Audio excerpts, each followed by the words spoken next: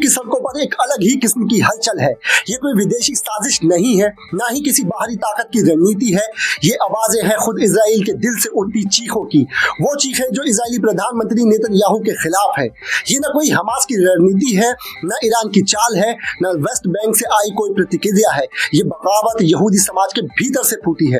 एक बहुत महत्वपूर्ण बात ये समझना जरूरी है कि जो लोग आज नेतन्याहू के खिलाफ खड़े हैं वो भी यहूदी हैं, और यही इस आंदोलन को खास बनाता है, क्योंकि इससे ये साबित होता है कि नफरत किसी धर्म की पहचान नहीं होती और ना ही कोई सरकार किसी समुदाय की अंतिम अभिव्यक्ति होती है।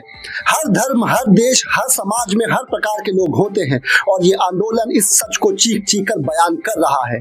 तेल अवीव में हजारों की संख्या में प्रदर्शनकारी सड़कों पर उतरे हैं। हारेट्ज और चैनल 12 जैसी इजरायली मीडिया रिपोर्ट्स बताती हैं कि सिर्फ हमीमा स्क्वायर पर 20,000 से ज्यादा लोग जमा हुए हैं।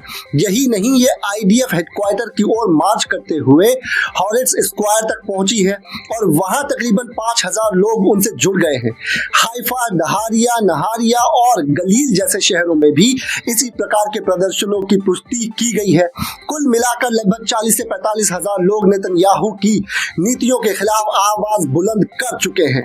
इन प्रदर्शनकारियों की 3 प्रमुख मांगे हैं। पहली, इस युद्ध को रोको। दूसरी, प्रदर्शनकारियों का कहना है कि नेतन्याहू सिर्फ अपनी कुर्सी बचाने के लिए युद्ध को जारी रखे हुए हैं। निर्दोष महिलाओं, बच्चों और आम नागरिकों की जान जा रही है, बल्कि नेतन्याहू को जो राजनीतिक लाभ उठाना था वो उठा चुका है। दूसरी मांग शांति की बहाली है।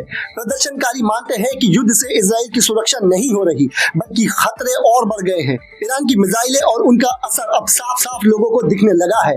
सेंसरशिप के हटते ही लोगों को ये समझ में आ गया है कि देश कितना बड़ा नुकसान उठा चुका है। जनता को अब ये यकीन हो चला है कि अगर इजराइल को सुरक्षित रखना है तो उसका रास्ता केवल और केवल शांति है। तीसरी और सबसे भावनात्मक मांग बंधकों की वापसी है। वो लोग जो हमास द्वारा उठा लिए गए थे, उनका अभी तक कुछ अता पता नहीं है।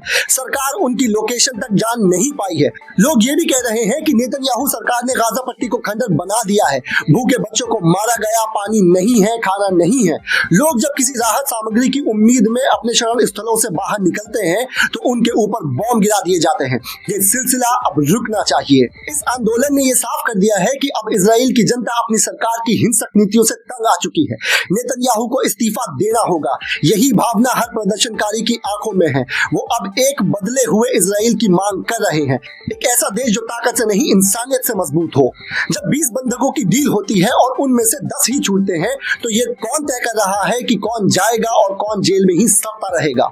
वो सैनिक जो फ्रंट लाइन पर लड़े, उनकी रिहाई को प्राथमिकता नहीं दी जाती। सरकार कहती है कि वो तो आ ही जाएंगे, लेकिन बंधक बनकर लौटे लोग बता रहे हैं कि सैनिकों को सबसे ज्यादा टॉर्चर किया जा रहा है। उनसे पूछताछ, मारपीट, जुल्म, जबकि आम नागरिकों को कभी कभी खाना, दवा या थोड़ा सा सम्मान मिल रहा है। तो सवाल उठता है, जब तुम्हारा अपना सैनिक जिसने जान पर खेलकर देश के लिए लड़ा, वो सबसे आखिर में क्यों आता है? जनता कह रही है नेतन्याहू इसमें भी राजनीति कर रहा है। उन पर आरोप लग रहा है कि किसे छुड़ाना है, इसका फैसला ट्रंप की सिफारिश से हो रहा है। कभी धर्म के नाम पर, कभी जाति के नाम पर, कभी राजनीति और कभी सिर्फ निजी सिफारिशों पर लोग छूट रहे हैं। और इस पूरे मामले को जिस तरह नेतन्याहू खींच रहा है, उसे लेकर जनता का भरोसा टूट गया है। न्यूयॉर्क टाइम्स, वॉशिंगटन पोस्ट के हालिया इन्वेस्टिगेशन में दावा किया गया है कि नेतन्याहू की युद्ध नीति सिर्फ उनकी कुर्सी बचाने के लिए है।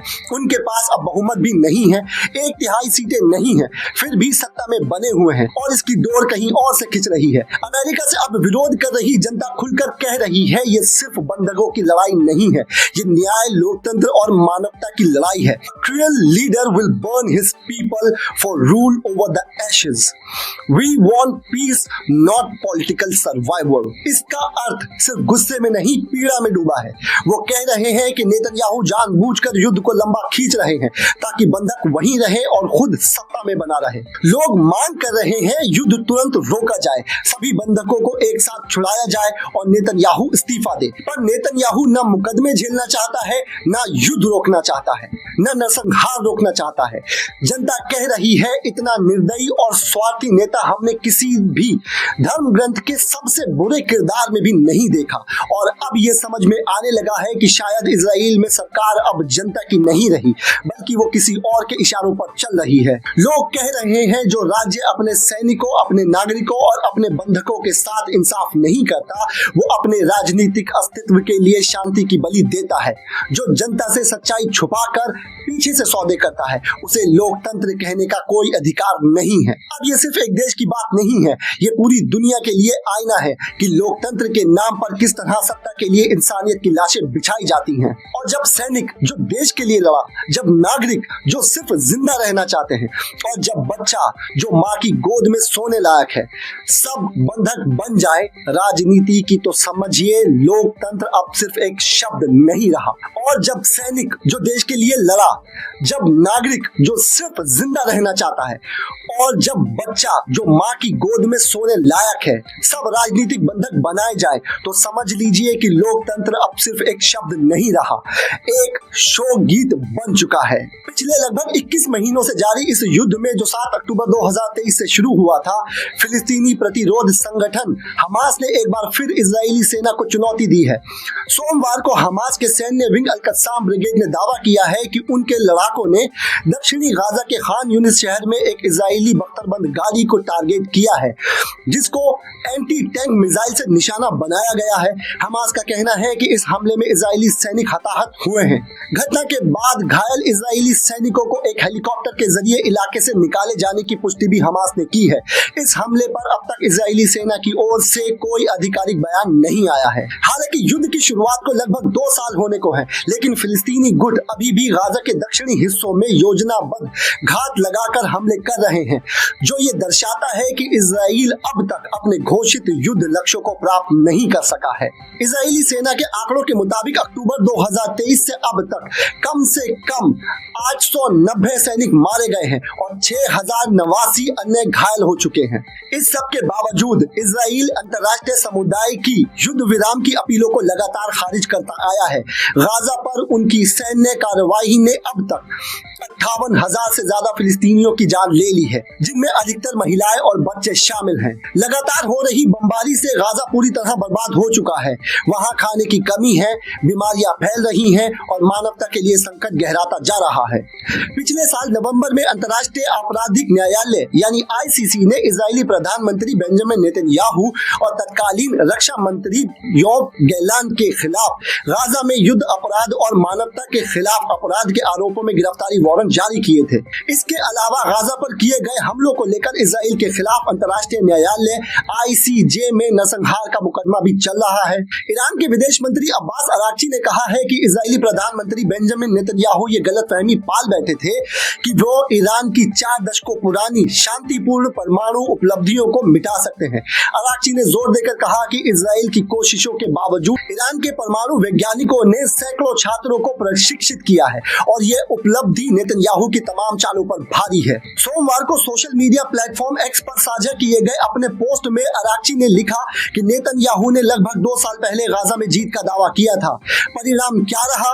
एक सैन्य दलदल युद्ध अपराधों के लिए गिरफ्तारी वारंट का सामना और 2 लाख नए हमास भर्तियां। अराक्ची ने अमेरिकी नीति पर नेतन्याहू के प्रभाव की भी आलोचना की है। उन्होंने दावा किया है कि जब नेतन्याहू ईरान के खिलाफ अपने युद्ध उपदेशों में नाकाम रहा और जब ईरानी मिसाइलों ने इजराइल के अघोषित ठिकानों को निशाना बनाया, जिसकी जानकारी नेतन्याहू अब तक सेंसर कर रहा है, तब उसने अमेरिका की तरफ रुख किया और अब वो खुलकर ये निर्देश दे रहा है कि वॉशिंगटन को तेहरान के साथ बातचीत में क्या करना चाहिए और क्या नहीं करना चाहिए। नेतन्याहू की ईरान के शांतिपूर्ण परमाणु कार्यक्रम को लेकर युद्ध नीति को ढकोसला बताते हुए अराक्ची ने अपनी पोस्ट का समापन इन शब्दों के साथ किया। ये बात सोचना भी हंसी से ज्यादा कुछ नहीं है कि ईरान उस व्यक्ति की कोई बात मानेगा जो अंतर्राष्ट्रीय स्तर पर वॉर क्रिमिनल घोषित हो चुका है। तो असल सवाल ये है कि आखिरकार नेतन्याहू ऐसा पी क्या रहा है, और अगर कुछ नहीं पी रहा है तो फिर मोसाद के पास व्हाइट हाउस के खिलाफ ऐसा क्या है जो उसे चुप करा रखा है।